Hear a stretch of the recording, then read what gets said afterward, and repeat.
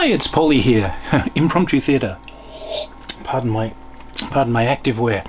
So, yeah, thinking of games, conventions. So long ago, I went to Gen Con, good old Gen Con, and I was in correspondence with a lot of cartoonists and a lot of games illustrators. And there was a games illustrator called Phil.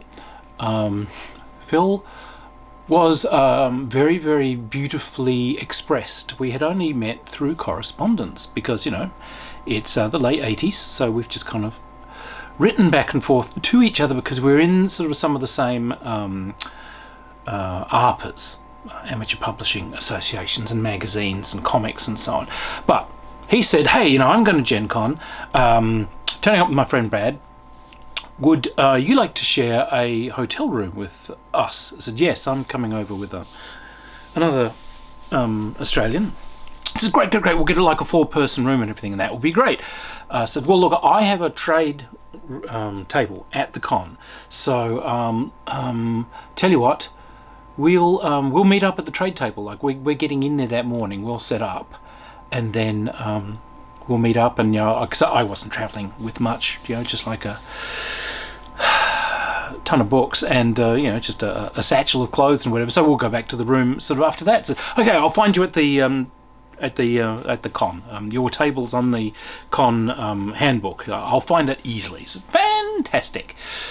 So I'm sitting there at my table,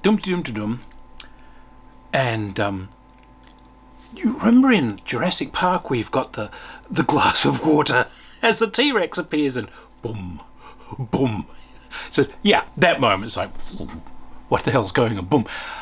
The sun just kind of occludes, and looming over me is this guy, and this guy is like 2 separate gorillas. He's enormous. Yeah. Long, straggly red hair. Muscles all over the place. He is wearing an alpine hat with a leopard print band and peacock feathers sticking out of it.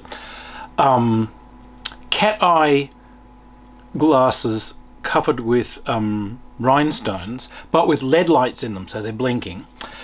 He had a Hawaiian print t-shirt on, was wearing lederhosen, and had sneakers on, again with LED lights blinking away. And this guy just in this, you know, thick Ozarks accent says, "Hi there, I'm looking for a real loud asshole called Polly Kid." Like, oh my god, this is Phil. Said, "Oh yeah, we are sharing a hotel room." Okay, so fantastic. So it turns out this guy was essentially like, his hobby was wrestling. The guy that we were sharing a room with, Brad, was another wrestler. So we go back to the room, and Brad's there, and Brad's one of those, you know, really huge, fat wrestlers. He was monstrous, and he was just so funny. Another one of these amazing accents.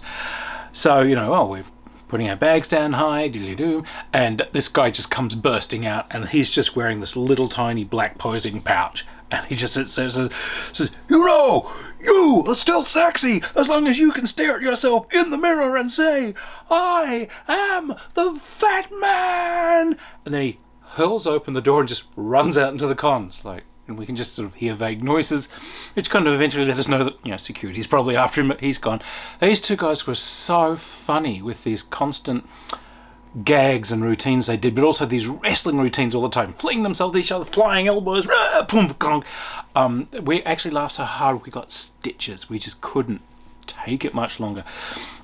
We ended up with a whole bunch of other fans in the room because there were some people who'd been abandoned. There's a guy called Eric who I'd known him through his artwork. He'd sent me a couple of fan letters and so on, and he'd gotten a lift all the way from New York to Gen Con, and he went racing into the main room before they'd gotten their car unpacked or anything. He just wanted to race in and you know, get their gear and everything. But he found that I was there, so he told us, he goes, "Oh, you know, Paul is there. You know, this is great. You know, I've corresponded." So he raced up to the table to say hi to me, and that was wonderful. And then he went to go and bring the other guys he'd travelled with forward to meet us. And it turned out these guys had fled the convention. They were in a fan war with a cartoonist that I knew, and had basically decided that I would probably, beat the living snot out of them during the con. Not true. I just would have set fire to them in their sleep. But anyway, but they fled, but they still had this guy's suitcases and everything in the back. So they've gone back to New York, just turned around and left. So this guy's got only the clothes he's in. And he'd had like some money in his wallet and everything. Remember, it's the 80s.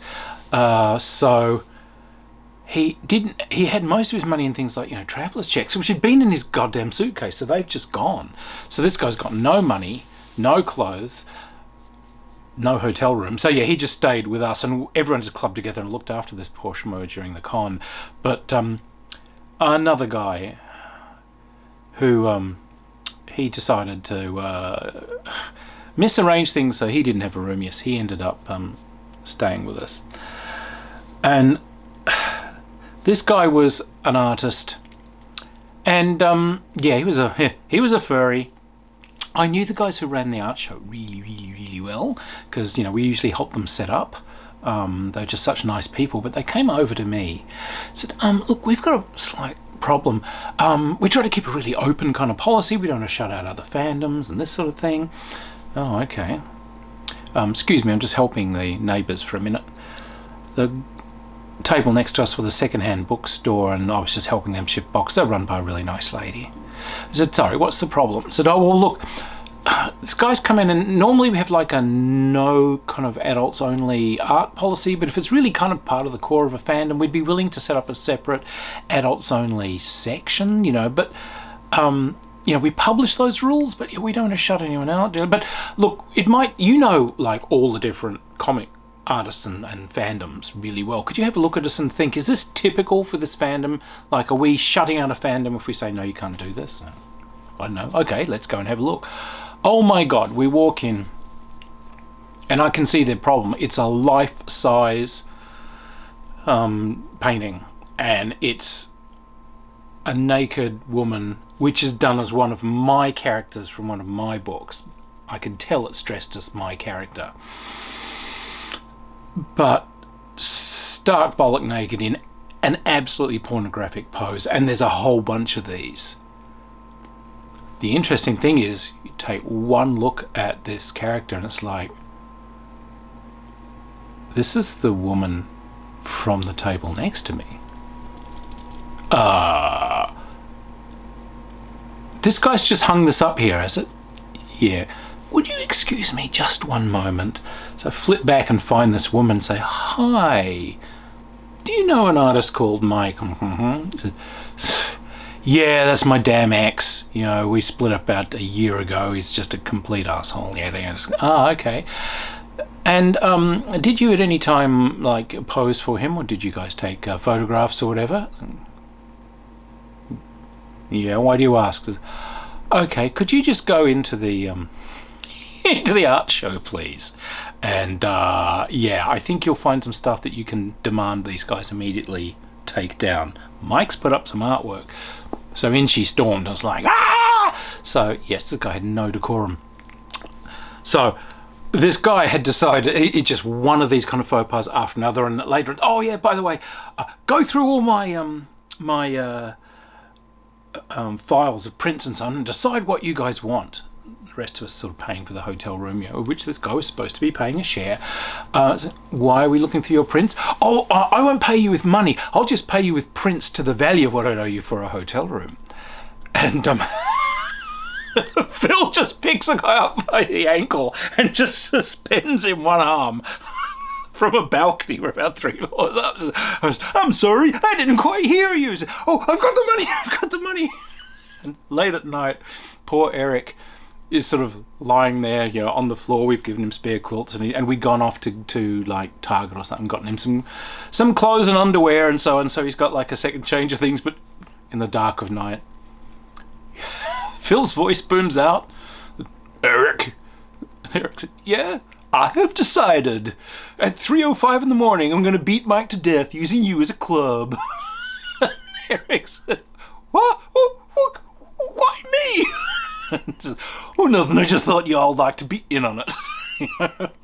So, Steve Jackson, okay, he, in them days, I'm afraid, Steve had a definite reputation for not paying artists, for kind of scamming people for free work, you know, it was dodgy.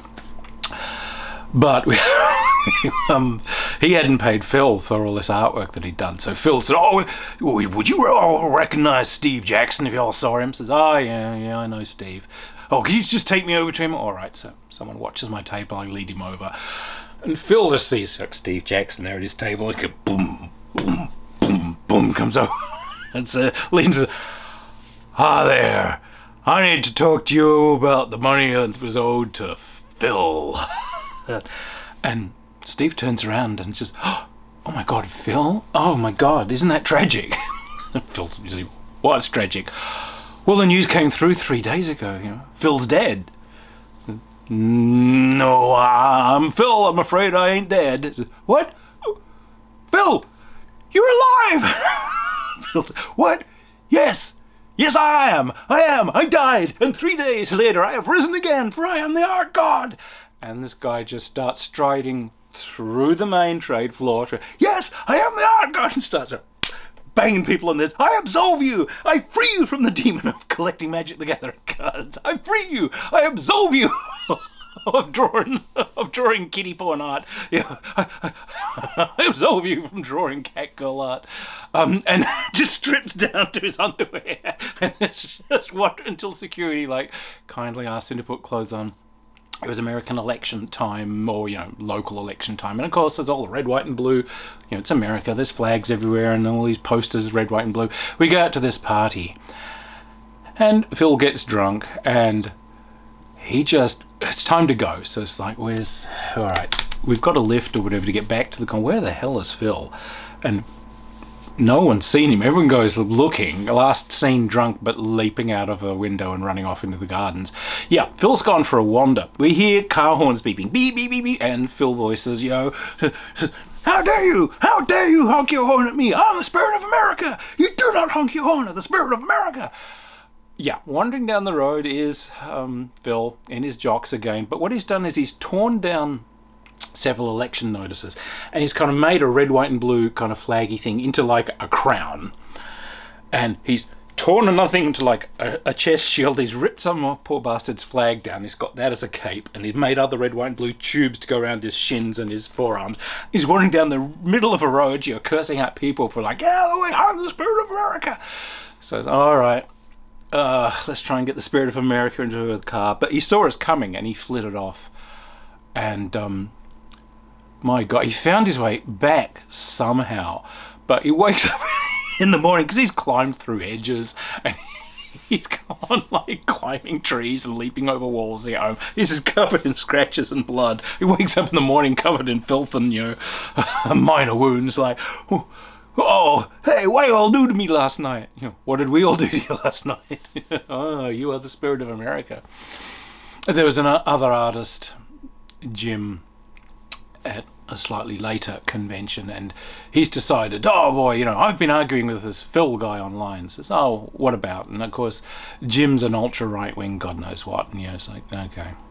Says, oh, I'm gonna find this Phil guy and I'm gonna kick his ass. And we look at this Jim guy, it's like, you're gonna kick Phil's ass, are you? Oh yeah, I can kick ass. I've got a photo, and he brings in a photo, and this photo is from this previous con we've been at. So it's Phil standing there with Mike, the beat him to death guy. Mike was a tiny little guy, like 4 foot nothing. Jim thinks the 4 foot guy in the photo is Phil, so it's like, oh, okay. I'll take you over. So, yeah, I'm gonna kick his ass and do this. Okay, Jim, yeah.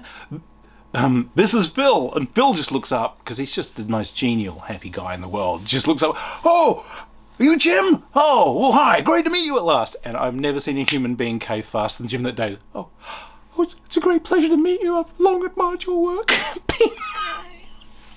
God damn it. So yeah, Phil was definitely one of a kind, still out there somewhere, a gaming legend.